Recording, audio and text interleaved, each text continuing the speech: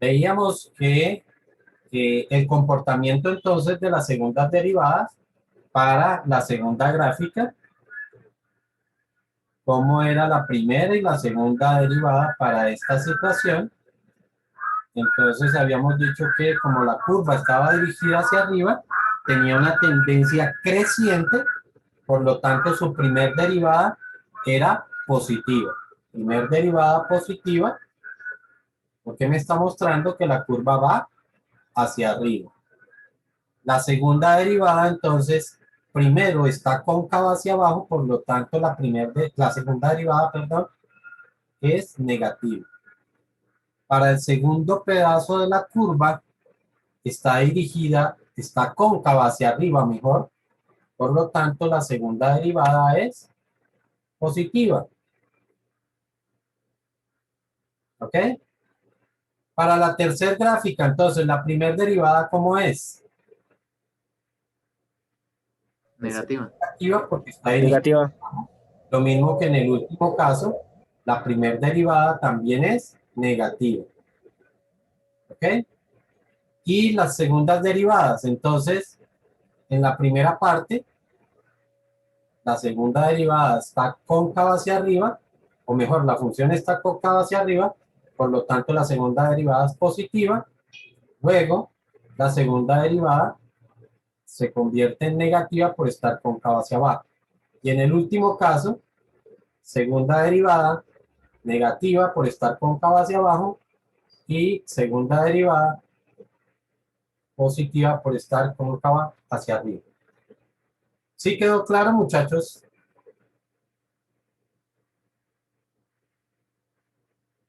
Pues, profe, me gustaría que repitiera Sí, los profe, es que últimos los aguacates dos. no dejaron de escuchar.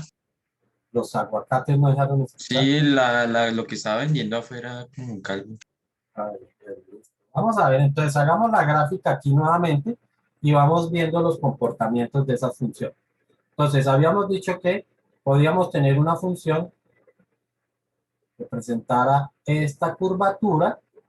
Entonces, en ese caso, la función todo el tiempo está dirigida hacia arriba. Eso significa que la primer derivada es positiva. A ver que me quede positiva acá. ¿Listo? Pero la segunda derivada me habla de la concavidad. Por lo tanto, decimos que la segunda derivada es positiva porque está cóncava hacia arriba. Mientras que en esta curva, o en este pedazo, la segunda derivada es negativa.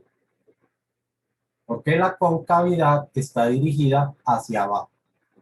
En ese punto reconocemos que tiene que haber, o mejor, en esa curva, tiene que haber un punto donde hay ese cambio de concavidad, donde primero pasa de estar cóncava hacia arriba a pasar a estar cóncava hacia abajo. Y ese es lo que llamamos el punto de inflexión. Este punto de acá es nuestro punto de inflexión.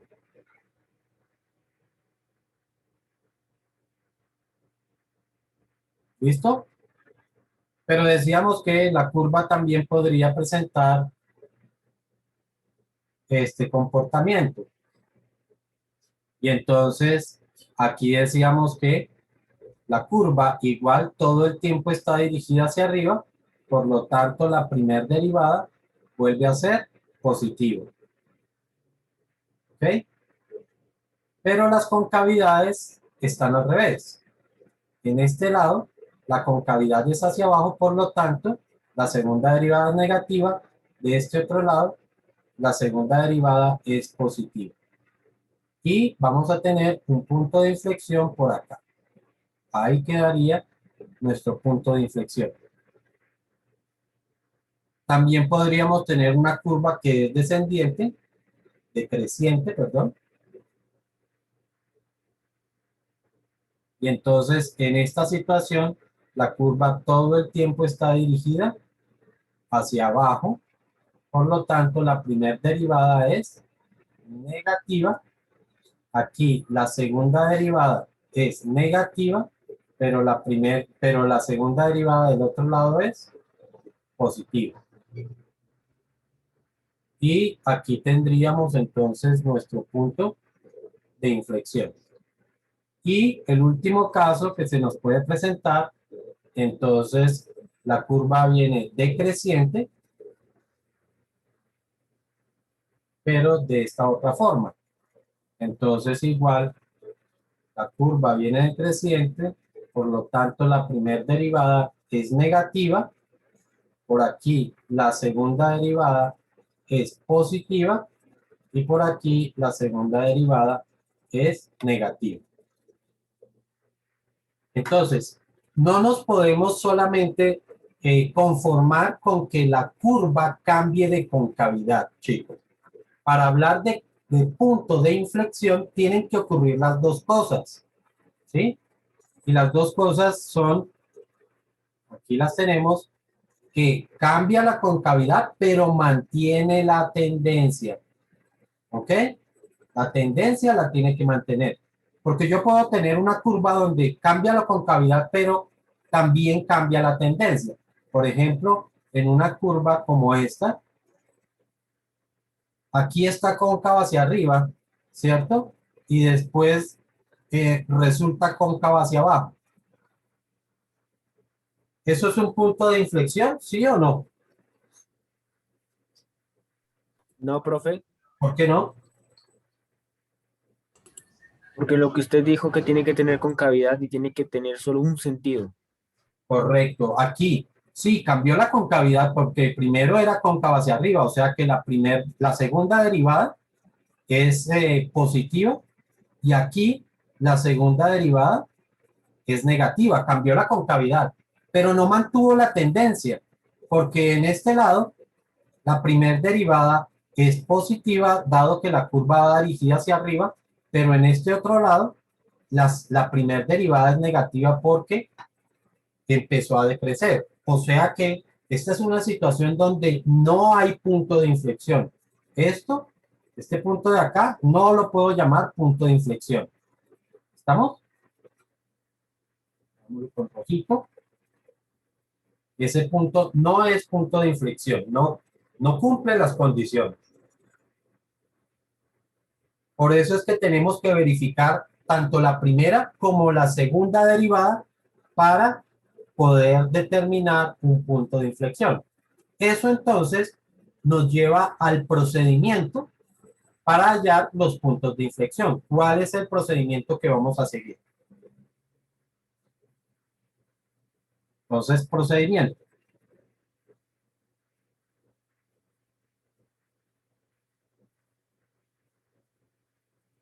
Ya sabemos para hallar puntos de inflexión.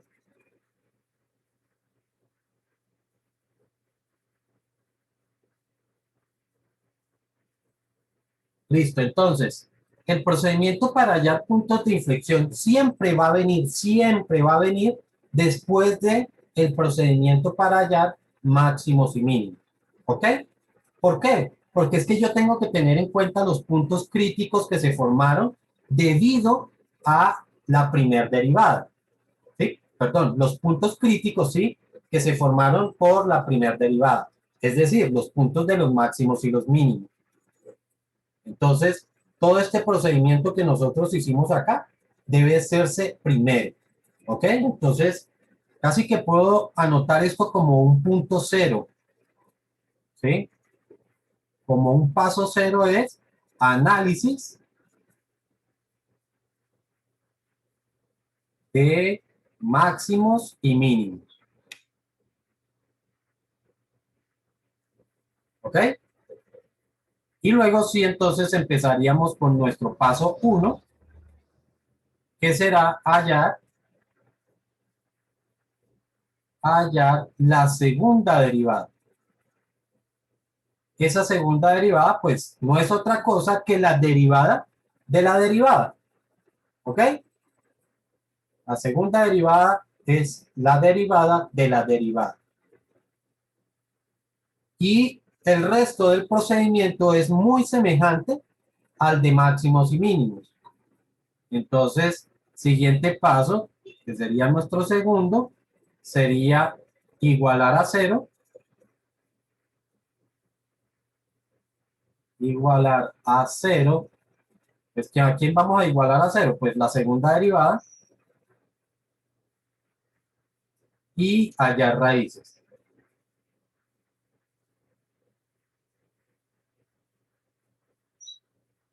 El tercer paso,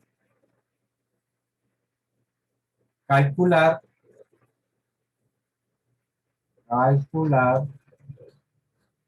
valores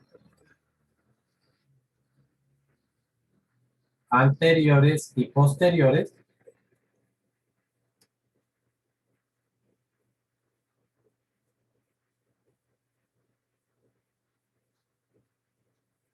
y lógicamente al punto crítico o a las raíces que se generan ahí.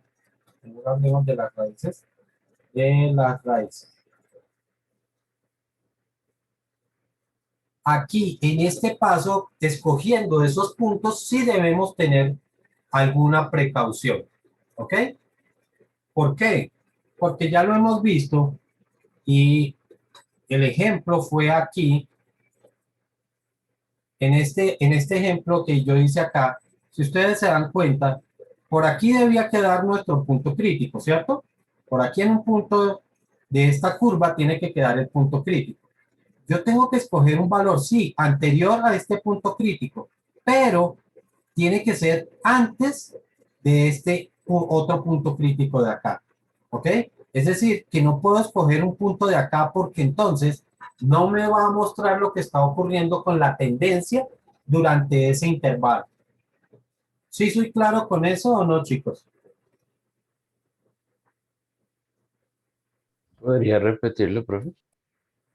Vuelvo y repito. Cuando estamos escogiendo ese valor antes de y después de, tengo que tener cuidado porque ahora no puedo escoger cualquier valor antes de o cualquier valor después de. Recuerden que para que sea un punto crítico, para que sea un punto de inflexión, la curva tiene que mantener la tendencia. Voy a volverles a graficar lo que hice yo allá. Supongamos que yo tengo una curva, entonces mi curva, a ver, para que más o menos me quede bien hecha.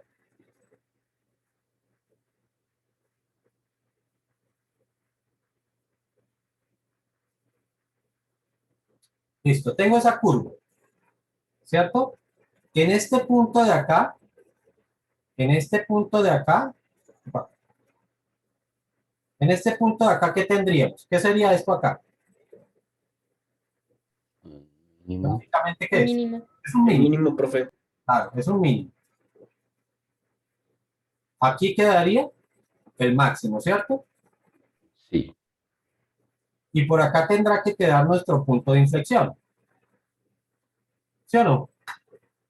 Lo que estoy Sí. diciendo es, cuando yo hice este tercer paso, allí fue este punto de acá. ¿Cuánto valía este valor de acá? Llamémoslo un valor A, ¿sí? En el eje X, lógicamente. Aquí queda nuestro eje X y yo lo que hice fue hallar ese valor ahí en el punto A. ¿Listo? En el tercer paso me dice que escoja un valor antes de este valor A. Tengo que escoger un valor que quede de este lado de acá, ¿cierto? Entonces, no puedo escoger cualquier valor. Tiene que ser un valor que pertenezca a este intervalo de acá. Tiene que ser un valor que se encuentre entre estos dos. ¿Por qué? Porque resulta que si yo escojo un punto de acá, la primera derivada, ¿cómo me quedaría? La primera derivada aquí, ¿cómo sería? Negativo. Negativa, claro, la curva va hacia abajo. Muy bien. ¿Y qué pasa si yo cojo un valor de acá? La primera derivada, ¿cuánto me da? Sería positiva, Positiva. profe. ¿Perdón? No escuché. Qué Que positiva. sería positiva, profe. Positiva. Positiva, claro. Y recuerden que en el punto de inflexión cambia la tendencia o no cambia la tendencia. Sí cambia, profe. Claro. Por eso es en cuenta que entre estos dos, que es donde está el punto de inflexión aquí, no cambia la tendencia, pero si a mí se me ocurrió, como yo todavía no he visto la gráfica, aquí es porque les estoy explicando a partir del dibujo. Pero cuando estamos en los ejercicios, yo no veo la gráfica, todavía no la tengo. Por lo tanto, si yo escojo un valor de acá, voy a ver que sí hay cambio de tendencia, porque está pasando de ser derivada negativa a derivada positiva. Y recuerden que eso no puede ocurrir. La primer derivada siempre tiene que tener el mismo signo. Vean, aquí fue positiva, aquí también todo el tiempo fue positiva, aquí ya pasó a ser negativa y aquí pasó a ser negativa. ¿Ok? Entonces, no puedo escoger cualquier punto, vuelvo y repito. Por eso es que es importante haber hecho esto primero.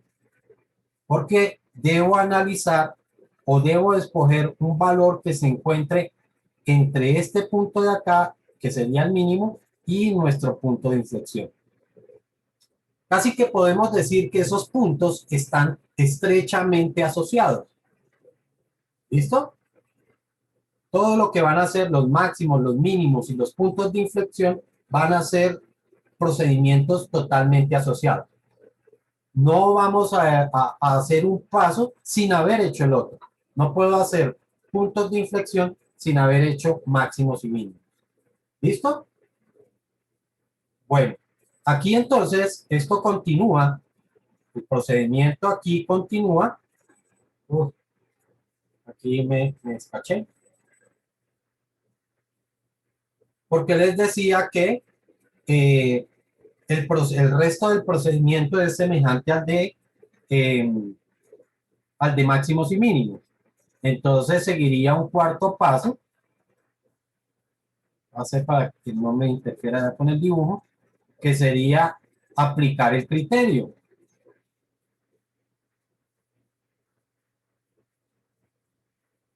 ¿Ok? Ya saben que para aplicar criterio debo tener en cuenta las dos derivadas, tanto la primera como la segunda. Y entonces debe ser que la primera derivada sea constante, mientras que la segunda derivada presente cambio.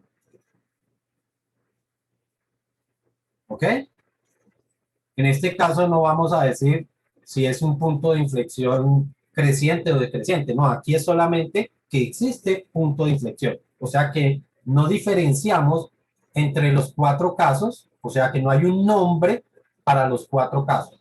Sencillamente es la forma que va a tener la gráfica. Nada más. Y el quinto paso, que es calcular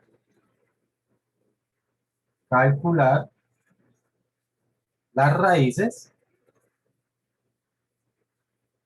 en la función. ¿Ok? En la función. No es ni derivada, ni segunda derivada, ni nada, sino en la función. Y eso me va a decir la coordenada de ese punto de inflexión. Ahora sí, podemos hacer un bosquejo un poco más preciso de lo que teníamos en nuestro ejercicio. En este ejercicio podemos ahora sí determinar cómo va a ser más esa curva. Si va a ser más como la curva que va por arriba o si va a ser realmente como la curva que va por debajo. ¿Listo? Entonces terminamos con ese mismo ejercicio. Recordamos aquí que cuál era la función. La función que teníamos de ese ejercicio era esta. Vamos a llevármela por allá.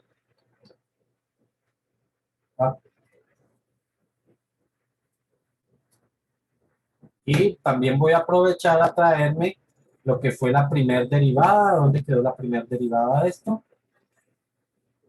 Por aquí quedó la primer derivada.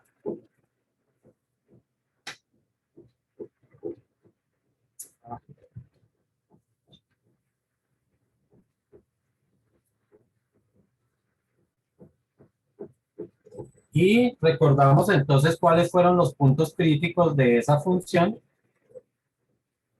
X que valía menos un tercio y X que nos dio 2.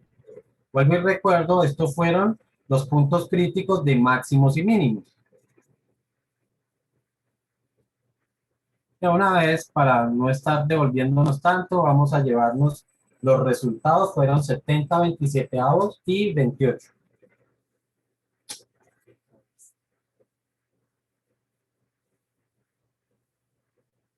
Por acá, este me dio 70, 27 avos, 70, ¿sí fue?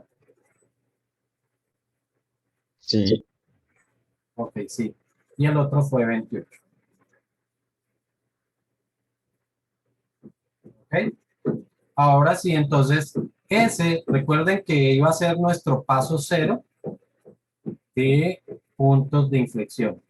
Ahora empezamos con el paso 1, que sería hallar la segunda derivada.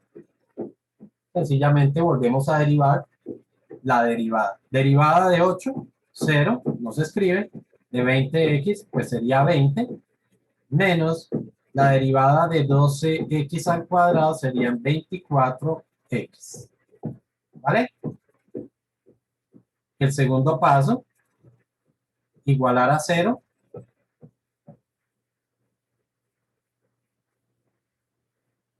Y hallar raíces. En este caso yo tengo es una función lineal. Basta con despejar el 20 que está positivo pasa a negativo, el 24 que está multiplicando pasaría a dividir. Me quedaría menos 20 sobre menos 24, que sería igual a x, y aquí sencillamente simplifico. Le puedo sacar que cuarta, ¿cierto? Esto me quedaría 5, el menos de arriba se cancelaría con menos de abajo, y esto me quedaría 5 sextos. ¿Ok? ¿Sí estamos hasta ahí?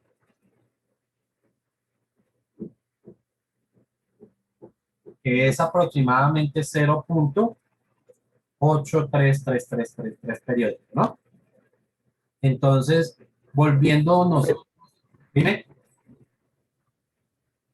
¿Será que puedes repetir el porfa? ¿qué quieres que te repita? Acá. Sí, de cómo salió 20 y menos 20 y menos 24. Este 20, ese 20 está positivo, pasaría al otro lado negativo. Y el 24 o el menos 24 está multiplicando, pasaría a dividir. Entonces, de ahí es de donde sale. Ahora sí.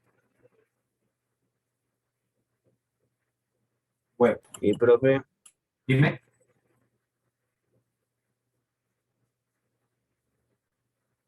¿Qué pasó?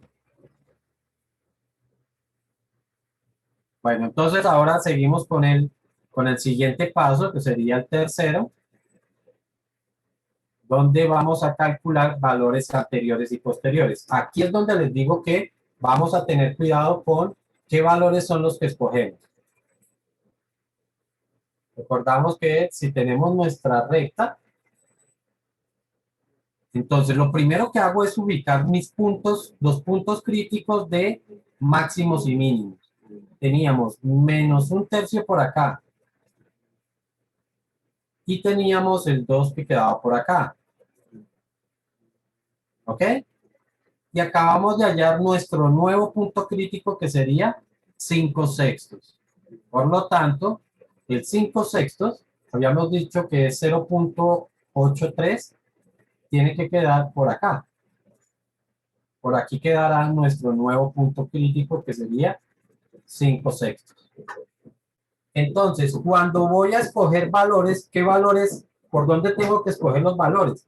Tienen que ser antes, tienen que ser aquí, en este intervalo. Cuando decimos anteriores y posteriores sería en este intervalo y después sería en este intervalo. ¿Listo? No puede ser un valor cualquiera antes de, ni un valor cualquiera después de, sino en ese espacio. ¿Ok? Entonces, ahora sí, ¿qué valor estaría entre menos un tercio y 5 sextos? Tercero, entre 5 sextos y 2 estaría el 1. Y entonces esos son los valores que vamos a tomar. Ya sabemos que los voy a reemplazar es en la segunda derivada. Entonces la segunda derivada calculada en el valor 0, eso sería 20 menos 24 multiplicado por 0. Y esto, igual que en el caso de las derivadas, realmente lo que me interesa es el signo. Esto me queda positivo. Y reemplazo la segunda derivada en el valor 1. 20 menos 24 multiplicado por 1. Y esto me da negativo. Significa que en este intervalo la función es cóncava hacia abajo y en este intervalo la función es cóncava, perdón, al contrario. El primero es positivo, cóncava hacia arriba, el segundo es negativo, cóncava hacia abajo.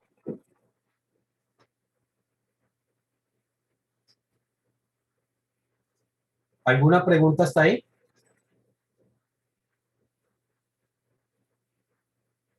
Bueno, recordamos Sí, cómo en ese ejercicio,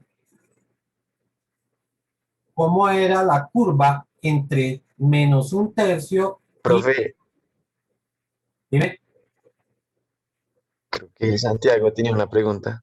dime, ¿qué pregunta será? Creo que Santiago tenía una pregunta. Sí, pero ¿qué ¿qué? pregunta es? No, profe, que sí estaban escritos los procedimientos de punto y faltó el paso 5. Sí, sí, es que todavía me falta, sino que quiero ver cómo es, para que analicemos cómo es la curva, ¿sí? Ya ahorita vamos a tomar el valor específico, Bueno, que sabemos que esa es la última parte. Lo que quiero que vean es, entre menos un tercio y 2, ¿cómo era la curva? Mírenla aquí. La curva, ¿cómo era? Era creciente, ¿cierto? Entonces, eso lo debo tener en cuenta aquí en la forma que tiene la gráfica. La curva entre menos un tercio y 2 es creciente. Es decir, que tenemos una curva que está dirigida en este sentido. ¿Sí está claro? Entonces, ya comprobamos que efectivamente sí existe esto para el cuarto paso, porque es que todavía no hemos hecho el cuarto paso. Cuarto paso. Que es confirmar que sí existe punto de inflexión. ¿Por qué? Porque la curva mantuvo la tendencia, pero hubo un cambio de concavidad. ¿Ok? Y ahora sí, entonces puedo entrar al quinto paso, que es calcular el valor. Entonces, sencillamente podemos decir que eh, ahora calculamos la función en el valor 5 sextos. Y que nuestra función era 4 más 8x más 10x cuadrado menos 4x al cubo. A ver si todavía tengo ese resultado por acá. No, ya se perdió. 4 más 8x más 10x cuadrado menos 4x al cubo.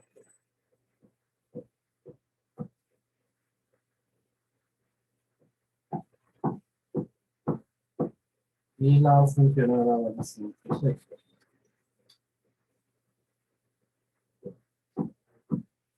Y eso a mí me da 417 sobre 27.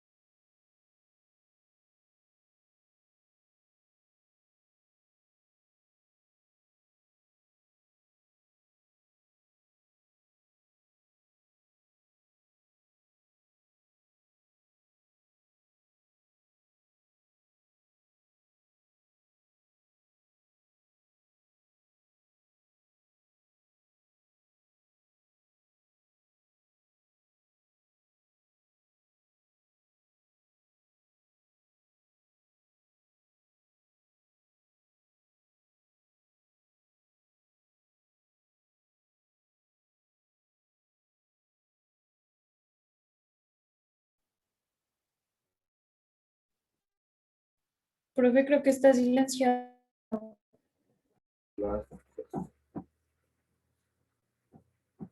¿No saben desde cuándo quedé yo silenciado? Desde que ibas a dar el resultado. ¿Desde por acá? O sea, desde el paso 5. Exacto. O sea, habías puesto la función y dijiste que ibas a dar el resultado y creo que ahí. Ok, por eso les decía que por favor necesito que allá se queden quietos porque sé que alguien me está molestando allá con el mouse y está desactivando aquí algunas cosas. Entonces, les decía que aquí encontramos fue la ubicación de esa coordenada de punto. ¿Dónde queda exactamente ubicado ese punto de inflexión? Y que todo esto es lo que nos va a permitir realizar los análisis de gráficas.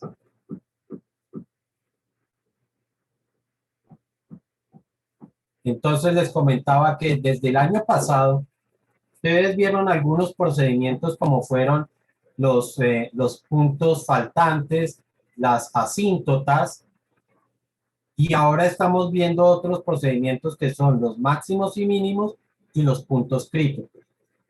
Cuando vamos a hacer análisis de gráficas, entonces debemos tener en cuenta todos esos procedimientos.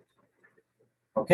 Así que en la próxima sesión, nosotros vamos a hacer un ejercicio donde vamos a aplicar absolutamente todo lo que hemos visto con respecto a las curvas. ¿Ok? Entonces vamos a ver lo que van a ser la continuidad, ¿sí? Que son los puntos faltantes y las asíntotas. Vamos a ver lo que son los máximos y los mínimos en una función que lógicamente va a ser un poco más compleja. ¿Ok? Por ahora, en este ejercicio, pues lo único que nos queda es más o menos hacer una forma de la gráfica para,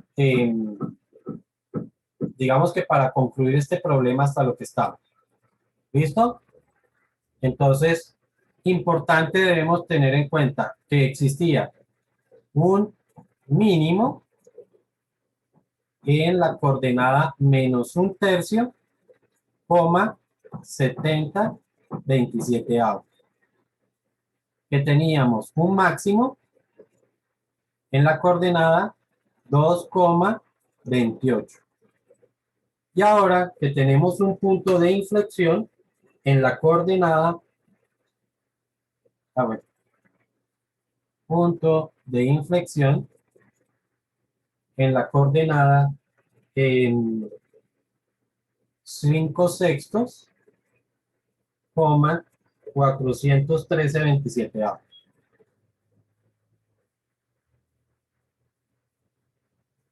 Esto es lo que ustedes me deben colocar cuando hagamos ejercicios de análisis de gráficas y por último, entonces, el bosquejo de esa función.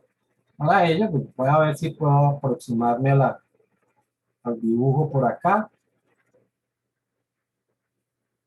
Entonces tenemos nuestro eje X. Como los valores en X están relativamente cerca, voy a tomar unos espacios, digamos que igual significativamente importantes. Digamos que por aquí quedan 0. Por aquí quedaría 1, por aquí quedaría 2.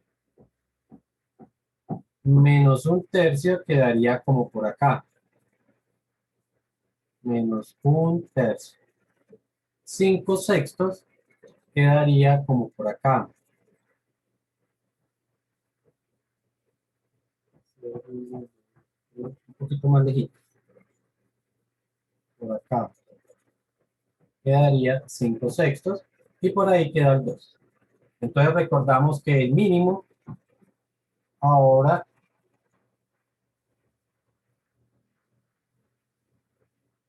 es el valor 70,27 avos, ¿cierto? Que más o menos es 2.59.